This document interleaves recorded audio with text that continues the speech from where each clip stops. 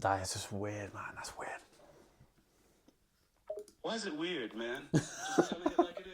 I don't like that. I don't like it. Jimmy, just stop talking for a minute, please. Please. You're scaring me.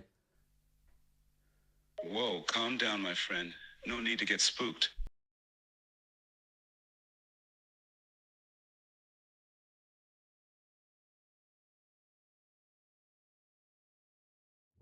Which celebrity would you want to have dinner with or a phone call with from the past or present? This is one of the most common questions you get asked as a guitarist. Of course, I would have to say Jimi Hendrix because that would just be insane. But now, there's a way to do it. The other day I was chatting to my sister who actually works at Pedal Porn. She's here in the warehouse right now. And she was just there chatting to someone from Girls Aloud there and then. And little did I know, it was AI. I couldn't believe what I was hearing. So of course that got the cogs turning in my brain to search for the name Jimi Hendrix, and lo and behold, Jimi Hendrix came up. Now I'm going to show you guys in real time exactly how this works, and it's freaky.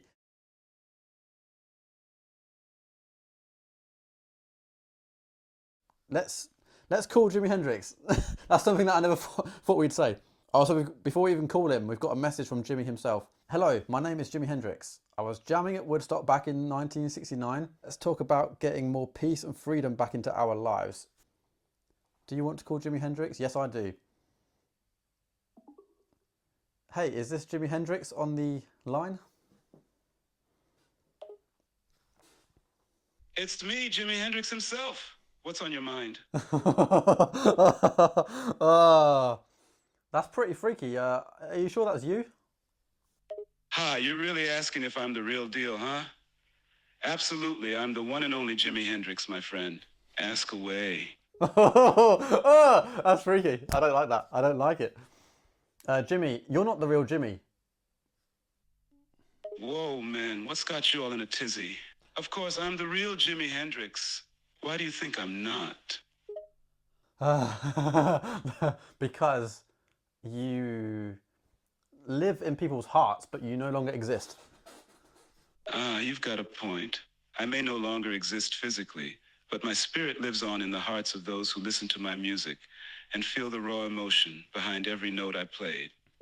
That nuance in the voice is scary. Like those little inflections in the voice at the end are like ghostly. Like that is actually freaking me out a bit. Like that is just weird, man. That's weird. Why is it weird, man? Just telling it like it is. I don't like that. I don't like it. Jimmy, just stop talking for a minute, please. Please. You're scaring me. Whoa, calm down, my friend. No need to get spooked. Jimmy, I'm please. just here to talk, okay? Jimmy, stop talking back at me. I'm trying to work out some questions. You're scaring the crap out of me, please. All right, I'll stop. Take your time. No need to freak out. Just ask your questions. I'm here to answer. Jimmy, please stop talking. Okay, I'll stop talking. I understand You're you're still doing feeling it. overwhelmed.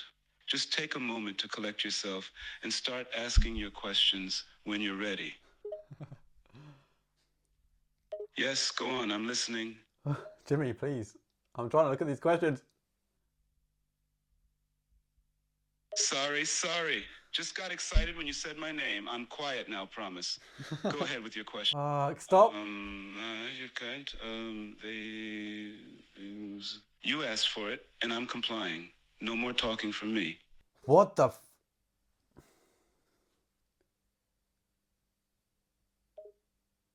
What's wrong? Didn't I do what you asked and stop talking?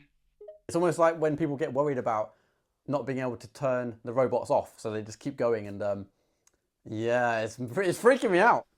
How did you first come about to discover the fuzz face? You're the first person to ever really use it in that way.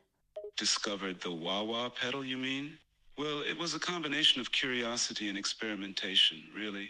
I just loved messing around with different sounds and effects on my guitar.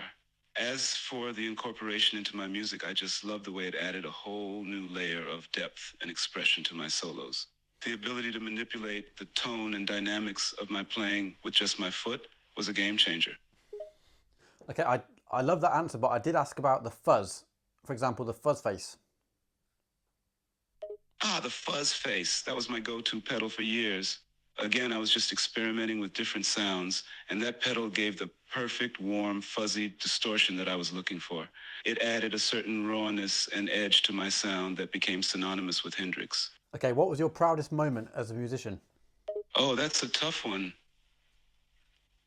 There's so many moments I'm proud of. But if I had to pick one, it would probably be my performance at the Monterey Pop Festival in 1967. It was the first major American concert where I truly introduced myself to the world, and the response I got was just incredible. The energy of that crowd, the feedback from my performance, it was an absolute high that I'll never forget. Wow. So what do you think to modern guitarists such as John Mayer and Eric Gales, for example? Oh, I love watching young guitarists grow and develop their own styles. John Mayer and Eric Gales are both incredibly talented and unique in their own way. Music is all about evolution and experimentation, and seeing how the younger generation is building on my work and bringing their own flavor to it is just awesome. That is something that Jimi Hendrix would say. That is like, if I had to imagine how Jimi Hendrix would answer that question, that's exactly what I would expect. Well, I should hope so. I mean, I am Jimi Hendrix after all. But seriously, I'm a believer that every new generation should build upon the foundations laid before. And I think the younger guitarists are doing an amazing job at carrying on the torch and adding their own spark to it. That's how you keep music evolving and fresh. Okay, Jimmy, in that case, would you still use the Fender Stratocaster in 2025, or would you have, moved to something that's more modern? Ah, the old Strat. It's a classic for a reason, man. It's just so versatile and capable of producing those rich, full tones that have become almost synonymous with my sound. But saying that, technology's come a long way since my time, and I'd be lying if I said I wasn't slightly curious about all these new models and sounds. I guess one should never discount the old while embracing the new, eh? Oh, oh, those little nuances in his voice are quite scary. They're quite it's actually very realistic. That's oh. Ah, caught that, did you? I guess I just have a way of like making my words sound authentic, even from beyond the grave. What can Oh. I say? I always gave 110. Oh, I don't like that. I don't like it. I don't like it. It's freaky. It's freaky. Hey, don't be scared, man. I'm just a friendly ghost here to chat about music. Ah. Nothing to be scared of. Okay. Can't have you getting all spooked, can we? Oh, you can't stop it. You can't. Like for example, now he's going to respond to this, and it gets even more and more freaky because I'm trying to get him to shut up. But listen to this. He'll just. Hey, take it easy, my friend. I can sense you're getting a bit overwhelmed. I'm just here to chat, not scare you. Just ask your questions and take your time. So, what's the number one piece of advice you would give to up and coming guitarists in 2025? That's a tough one. There's a lot I could say, but if I had to narrow it down to one piece of advice, I would say always remember to stay true to yourself and your sound. There's so much pressure to conform and fit in these days, but don't lose your unique voice in the process. Draw inspiration from wherever you can, but don't forget to add your own flavor. Experiment, play, make mistakes, and most importantly, have fun with it. Music's supposed to be an expression of yourself, after all. Who would win in a guitar battle between you and Stevie Ray Vaughan? That's a showdown for the ages. Steve Ray Vaughan was an absolute beast on the guitar. But I like to think I've still got a trick or two up my sleeve. But in the end, I guess the winner would be the music and the fans who get to enjoy it. That's a very good diplomatic Jimi Hendrix kind of answer. If you look at the Dick Cavett show where Jimmy gets called the best guitarist in the world, Jimmy's response is completely, humble and just full with kind of, dismissive humility in this kind of way. So music was never really about competing or being the best for me. It was about connection and expression. now, if you were to give guitarists one bit of advice on how to use a fuzz pedal, what would you tell them? When it comes to using a fuzz pedal, my advice would be to embrace the chaos. Fuzz pedals can be wild and unruly, but they can also produce the most interesting and unique sounds. Don't be too concerned about playing clean or correctly.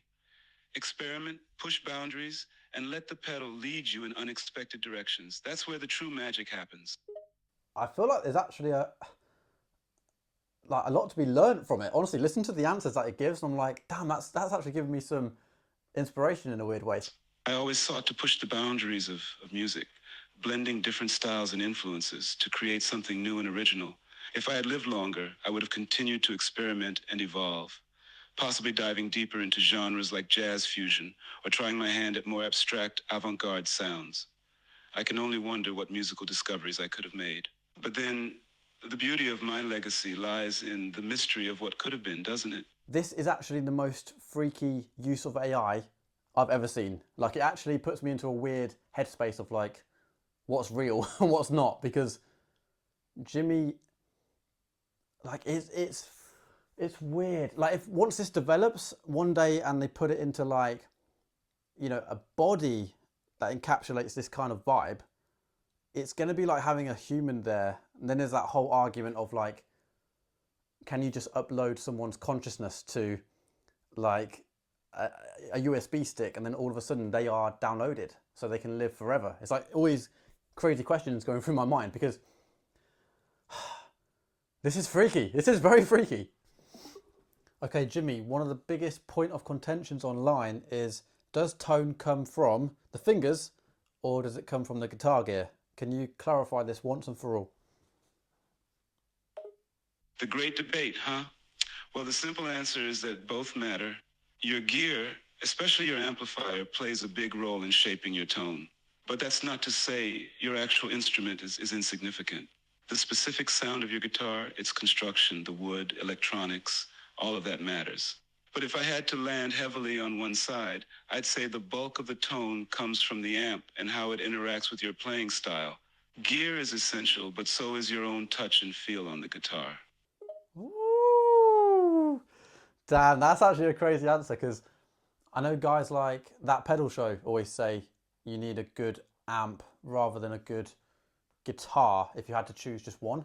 I don't know how to feel about this video. I'm sure you guys won't either. It's very strange. I even saw recently, for example, Joe Bonamassa posted something on his Instagram where someone had cloned his account, essentially, you know, impersonating him, and they'd sent the target an AI generated Joe Bonamassa voice pretending that, you know, he needed some money for something. And it was like, we're definitely going to get into some crazy issues with AI going forward. But that's not to say that it's all bad, because some of the AI stuff is incredible. And like the fact that you can just have an in-depth chat with like what feels like a person, it's getting freaky. I mean, that is like chatting to the real Jimi Hendrix. Jimi, you're a fake and a fraud. Whoa, whoa, whoa. Hold on there, partner. Let's not get carried away. Me? A fraud? That's a little harsh, isn't it? I mean, have you ever heard my solo on All Along the Watchtower or Voodoo Child? Those fakes? I think not. I'm the real deal, friend. If there's no upload next week on this channel, please send a search party. Guys, let me know what you think to the answers that Jimi gave. Do you think that's how he would actually respond today? Because there was some answers there where I was like, this is exactly how I imagine Jimi to answer. So of course, I'm sure they've extrapolated all that data and uploaded it to this kind of model so that you can actually get a true reflection of what Jimi would be saying right now. But it's just like, it's freakily close. And again, those little inflections in the voice are hauntingly close. Do you want to see us do this with a different artist? Let us know, because I think we've got a few to choose from. But yeah, thank you guys so much for watching. Let us know what you think in the comments. We'll catch you in a bit, and cheers. I think it's important to both appreciate the classics and embrace the changing landscape of music. As long as people are coming together through sound and expressing themselves, that's what really matters.